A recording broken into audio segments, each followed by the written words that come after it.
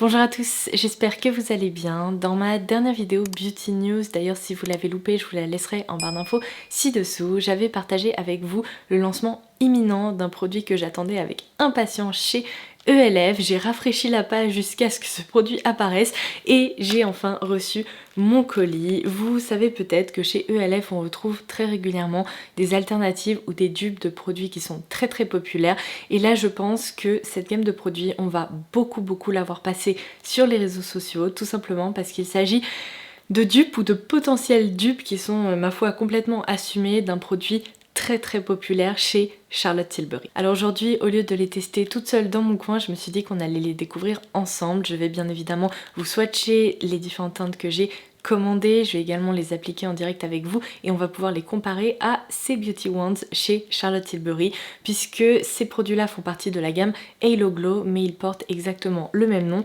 comme vous allez pouvoir le constater sur le packaging. Il s'agit également des Beauty Wands. Alors j'ai commandé ces nouveautés directement sur les shops de ELF Europe, il n'y a aucun frais de douane à prévoir lorsqu'on passe commande sur cet e-shop. Je vous laisserai bien sûr le lien direct en barre d'infos si ça vous intéresse et si vous avez envie de vous pencher sur le cas de ces produits. Mais ces Beauty Wands rejoignent la gamme Halo Glow, qui est une gamme déjà existante chez ELF, puisqu'on y retrouve notamment ma poudre libre préférée dont je vous parle depuis des mois, mais également cette base de teint qui est aussi un dupe d'un autre produit, Charlotte Tilbury. Si je vous dis que ces produits risquent de rencontrer un vif succès, c'est parce qu'ils sont proposés à 10 € l'unité, tandis que chez Charlotte Tilbury, il faut compter 38 € pour une Beauty Wand.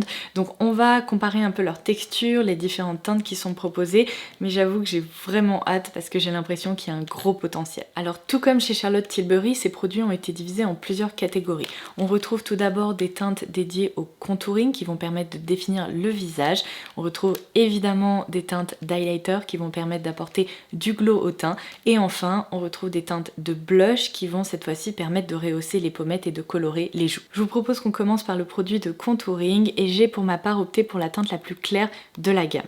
Alors j'ai pu constater sur le site que la teinte la plus claire est vraiment la seule qui possède des sous-tons vraiment froid et qui est donc particulièrement adapté à un usage de contouring pour créer des ombres sur le visage. Les autres teintes possèdent des sous-tons un tout petit peu plus chauds et s'apparentent plutôt à des bronzers liquides ou crémeux. Bon, en termes de packaging, quand on le compare au produit Charlotte Tilbury, c'est pas tout à fait la même chose, mais ça s'en rapproche vraiment. On est ici sur des tubes, vous savez, un petit peu mous, sur lesquels on peut appuyer pour faire sortir le produit. Et ces deux produits possèdent justement tous les deux des embouts mousse, mais ils ne sont pas tout à fait identiques. Chez Charlotte Tilbury, on a un embout un petit peu plus large, tandis que la version ELF est vraiment beaucoup plus précise. Sincèrement, ça change pas la face du monde. Et si on est ici sur une alternative beaucoup moins chère, eh bien je dois dire que c'est vraiment un détail. Et d'ailleurs, un point important à noter par rapport au packaging chez ELF, on retrouve ici un bouchon qui se visse et qui se dévisse, qui permet vraiment de protéger l'embout et éviter que le produit se mette à fuir dans votre trousse de toilette. Alors la contenance, parlons-en, parce que c'est quand même un élément important à considérer, notamment dans la recherche de dupes. Chez Charlotte Tilbury, on est ici sur un produit qui fait 12 ml, tandis que le produit ELF est un tout petit peu plus petit. On retrouve cette fois-ci 10 ml de produit, donc la différence n'est pas fulgurante non plus. Alors c'est parti pour des swatchs comparatifs. Dans cette catégorie, je vais vous swatcher évidemment la nouveauté de chez ELF, ensuite le produit de chez Charlotte Tilbury, également dans la teinte la plus claire qui est la Fair Medium, et j'ai le Sculpt Tape de chez Tarte qui est clairement un dupe du produit Charlotte Tilbury qui est sorti récemment, cette fois-ci dans la teinte Cool Bronze. Alors ça risque d'être le moment le plus satisfaisant de la vidéo. On va appuyer un petit peu pour faire sortir le produit au niveau de l'embout. Comme vous pouvez le voir, il y a vraiment des sous-tons assez froids. Je vais donc le positionner juste ici. On est sur une texture crème qui n'est pas trop opaque mais qui est bien pigmentée. Juste à côté, la version Charlotte Tilbury, comme vous pouvez le constater, cette fois-ci elle est encore plus pigmentée et bien plus foncée. Et cette fois-ci, la déclinaison chez Tarte, on est sur une teinte qui est plus chaude finalement, malgré son nom Cool Bronze, et qui se situe un petit peu entre les deux en termes d'intensité. Alors je viens d'étaler un petit peu les textures pour voir comment ces produits se comportent et je dois dire que j'ai constaté avec la version ELF que le produit peut s'étirer, ça crée même un effet aquarelle, seulement il se fixe très rapidement par rapport au produit Charlotte Tilbury. Je passe ensuite à la version highlighter. J'ai de nouveau opté pour la teinte la plus claire qui est la Champagne, mais entre nous ça va être une teinte assez universelle puisque vous pouvez peut-être l'observer juste ici, il s'agit d'un beige champagne. Je vais de nouveau effectuer des swatchs comparatifs avec deux autres produits, évidemment l'équivalent chez Charlotte Tilbury qui est vraiment le produit iconique de la marque, il s'agit de la référence Spotlight, et j'ai aussi ce produit dont je vous ai déjà parlé dans une précédente vidéo dupe, c'est un produit de la K-Beauty dans la marque Jenny House. Vous allez pouvoir constater que le packaging est absolument identique à celui de chez Charlotte Tilbury jusqu'au petit embout qui est vraiment le même. Alors ça, c'est la version ELF. C'est joli, mais je dois vous avouer que ça laisse pas la même impression que le produit Charlotte Tilbury. Vous allez comprendre ce que je raconte quand je vais vous le swatcher. Mais il y a vraiment un effet qui est waouh lorsqu'on applique l'highlighter de chez Charlotte Tilbury. Et là, je dirais que ça dépose plus un effet satiné, lumineux, délicat. Vous voyez ce que je veux dire? Ici, on est sur un rendu plutôt satiné, délicat, tandis que là, c'est vraiment beaucoup plus intense, presque métallique. Et étonnamment, le glow apporté par le produit Jenny House est presque encore plus délicat que celui apporté par la version ELF. Et alors malheureusement pour les blushs, je ne vais pas tellement pouvoir les comparer à un équivalent chez Charlotte Tilbury, vous allez très vite comprendre pourquoi. J'ai opté pour la teinte Candlelit qui est la plus claire, une teinte un petit peu plus rose qui est la Rosé You Slay, et je vais quand même déposer à côté cette version Pillow Talk dans la gamme des Beauty Wands. Seulement en fait ce produit là c'est plutôt un blush topper, c'est pas réellement un blush. Je sais qu'il existe un équivalent qui est le Pinkgasm mais je ne l'ai jamais testé. Donc je vais vous montrer un peu la différence de rendu si jamais vous avez ce produit là pour que vous puissiez en effet constater que c'est pas tout à fait la même chose, mais le plus important c'est que dans tous les cas on se concentre sur ces jolis blushs. À la limite je vais peut-être même pouvoir en appliquer un sur chaque joue. On commence par le Candlelit. On est ici sur une jolie teinte pêche assez chaude, j'ai l'impression qu'il y a presque des reflets un tout petit peu dorés. Cette teinte-ci, Rosé You Slay, porte bien son nom puisqu'elle est en effet plus rose et elle me rappelle un petit peu la teinte Orgasm chez NARS. Et alors j'ai déposé le Pillow Talk de Charlotte Tilbury juste ici et vous allez très vite pouvoir constater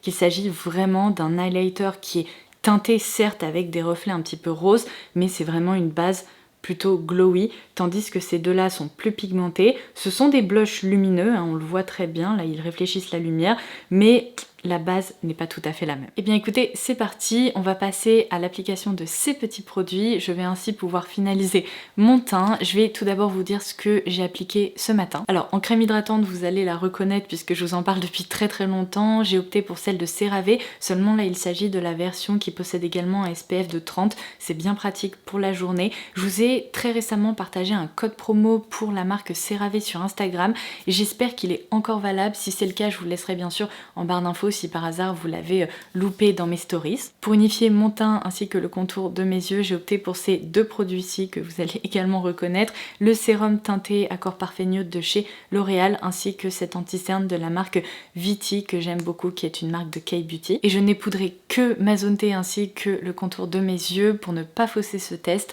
avec la poudre libre dans la même gamme de chez ELF, donc la Halo Glow. Alors pour comparer leur tenue, de ce côté-ci je vais appliquer la version ELF et juste ici la version Charlotte Tilbury. Et c'est parti, je vais tout simplement répartir ça avec un pinceau assez dense mais fluffy. Je trouve que ce sont les meilleurs pinceaux pour les textures crème comme ça. Alors la teinte est absolument parfaite, c'est exactement ce à quoi je m'attendais. Vous voyez, on retrouve ces petites notes un petit peu taupe grisée pour créer un effet ombré naturel, donc ça j'aime beaucoup. En revanche, la pigmentation est bien plus importante que ce que je pensais. J'imagine que j'aurais pu en appliquer un petit peu moins parce que là vous voyez, alors on n'a pas de traces mais c'est quand même un effet bien ombré, peut-être un petit peu plus important que celui pour lequel j'opte au quotidien. Donc c'est pas grave, c'était la première utilisation, la prochaine fois je doserai un petit peu mieux. En revanche ça fait du très bon boulot, ça s'estompe facilement, ça se travaille aussi facilement. Par contre ça se fixe très vite. Donc c'est un produit qu'il faut manipuler vraiment rapidement.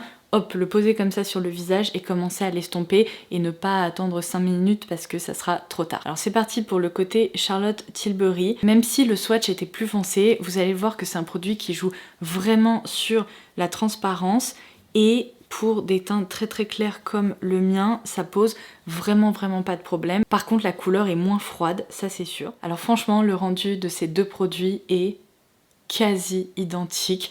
C'est extrêmement proche, je dirais peut-être que de ce côté-là c'est un tout petit peu plus foncé et encore. Je note aussi qu'à la caméra, en tout cas dans mon retour écran, j'ai l'impression que le contraste et la pigmentation de ces produits est plus importante telle que vous la voyez, parce que moi quand je me regarde dans le miroir, c'est beaucoup plus naturel, il y a plus un effet aquarelle. Par exemple, vous voyez cet effet un petit peu plus foncé, je ne l'ai pas du tout en vrai. Donc gardez en tête que le rendu en vrai est quand même plus naturel que ça. Ce sont vraiment des produits qui créent un effet aquarelle sur le visage. Je dirais juste que la seule différence, c'est qu'on a un petit peu plus de temps pour travailler la version Charlotte Tilbury, mais franchement, si je sortais comme ça, je pense que les gens n'y verraient que du feu et ils sauraient pas du tout que je porte deux produits différents. Alors en matière de blush, je vous propose qu'on applique les deux teintes que je vous ai swatchées juste avant sur mes deux joues, puisque de toute façon j'ai pas vraiment d'équivalent chez Charlotte Tilbury. Donc juste ici je vais appliquer la teinte Candlelit et là la teinte Rosé You Slay. Je vous l'ai déjà dit, mais en matière de blush crème, je préfère 1000 fois appliquer un petit peu de matière sur mon pinceau plutôt que sur ma joue, d'autant plus si le produit a tendance à se fixer rapidement, puisque je trouve que le rendu est plus naturel et ça évite les patchs ou les taches. Ouh, il y a un petit effet frais, très sympa. Alors pour le moment, la pigmentation a l'air hyper modulable, puisque regardez, là le rendu est très naturel. Je vais en réappliquer un tout petit peu pour avoir un petit peu plus de pigment pêche. C'est pêche rosé en fait, ouais. C'est vraiment joli. Alors ça c'est vraiment une teinte très naturelle à porter, elle est très jolie.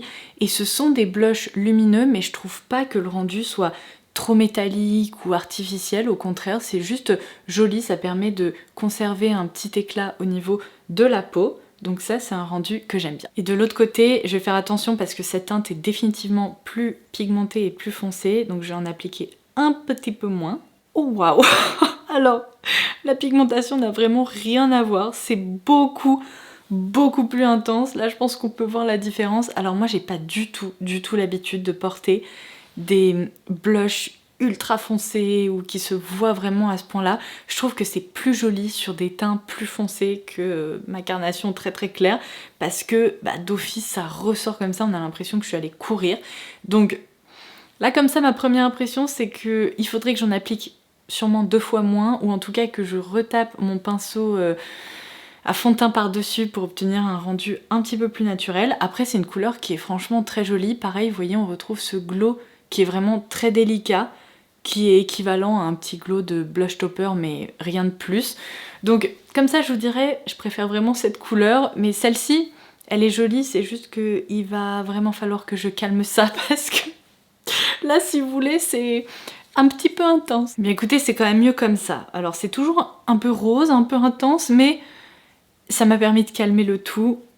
Je serai plus à l'aise à l'idée de sortir comme ça. Et alors on passe à mon étape préférée, celle de l'highlighter. J'ai vraiment hâte de tester cette référence parce que parfois il y a certains produits qui nous surprennent, c'est-à-dire qu'en swatch c'est pas si intense que ça, c'est pas waouh, et une fois posé sur le visage ça peut être vraiment très joli et assez impressionnant.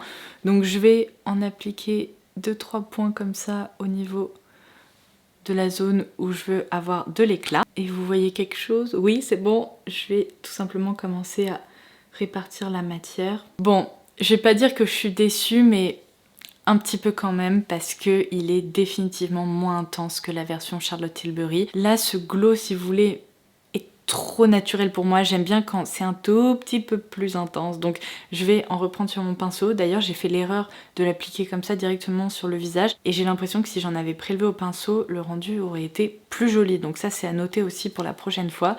Mais si j'essaye de le construire, voyons ce que ça donne. Peut-être qu'il peut se construire, hein, tout simplement. Ah! Là, on commence à obtenir quelque chose qui me plaît. Là, je dois dire que je suis très satisfaite du rendu. C'est vraiment joli. Ça joue sur la transparence, mais l'éclat est définitivement présent. Parce qu'avec le Charlotte Tilbury, je vais en prélever juste vraiment un tout petit peu, et vous allez voir que le rendu est tout de suite absolument waouh, ça crée un effet angélique. Hop. Vous voyez ce côté presque glossy lorsqu'on applique la version Charlotte Tilbury, c'est ça que j'adore. Et c'est à ça que je voudrais que tous mes highlighters ressemblent. C'est tellement beau. Et franchement, maintenant que j'ai appliqué les deux et que je tourne un peu la tête, le rendu est très très similaire. Un petit peu plus glossy de ce côté-là que de ce côté-ci, mais c'est peut-être lié au fait aussi que j'ai une fenêtre là, tandis que là on est sur lumière artificielle, et donc je pense que ça le rend un petit peu moins waouh, en fait, tout simplement. Et bien voilà ce que ça donne pour ces nouveautés chez ELF. Je vais bien entendu vous retrouver en fin de journée pour vous proposer un point concernant leur tenue et pour pouvoir vous comparer ces deux côtés. Mais franchement, je pense que vous avez pu l'observer en termes d'application, de rendu et même de sensorialité. Eh bien oui, ce sont des dupes, on peut le dire. Ils sont extrêmement proches des produits proposés par Charlotte Tilbury. Je pense que les deux références dont je vais le plus me servir, ça va être la version contouring ainsi que l'highlighter, parce que pour le quotidien c'est vraiment idéal. Pour ces blushs, il va falloir que j'apprenne vraiment à les apprivoiser, parce qu'il y en a un qui est un petit peu trop foncé et l'autre qui est joli, mais par rapport à d'autres blush crème que je possède déjà, j'ai pas l'impression qu'il soit sensationnel. Donc disons que là j'émets une petite réserve, il faudrait que je vous fasse un retour sur la durée, mais par contre pour ces deux produits là c'est hallucinant, vraiment. Il suffirait de changer le packaging et on n'y verrait que du feu. Donc voilà, je vais aller vaquer à mes occupations et je vous retrouve plus tard. Me revoilà, alors c'est exactement la même journée, c'est juste que je m'apprête à aller dîner avec une copine et j'avais un petit peu froid avec mon col en V, donc j'ai préféré me changer et opter pour un pull un petit peu plus réconfortant. En plus, j'ai mon doudou sur les genoux qui est en train de patouner. Donc je vous retrouve pour ce petit bilan final. Je pense que vous allez pouvoir le voir de vous-même. Eh bien, la tenue est vraiment au rendez-vous. Ça n'a pas bougé d'un côté comme de l'autre, donc je pense qu'on peut dire qu'on est vraiment sur un dupe qui est très réussi. On est aussi sur un produit à petit prix qui est très sympa et qui mérite le détour. Mais qu'est-ce qui fait le doudou?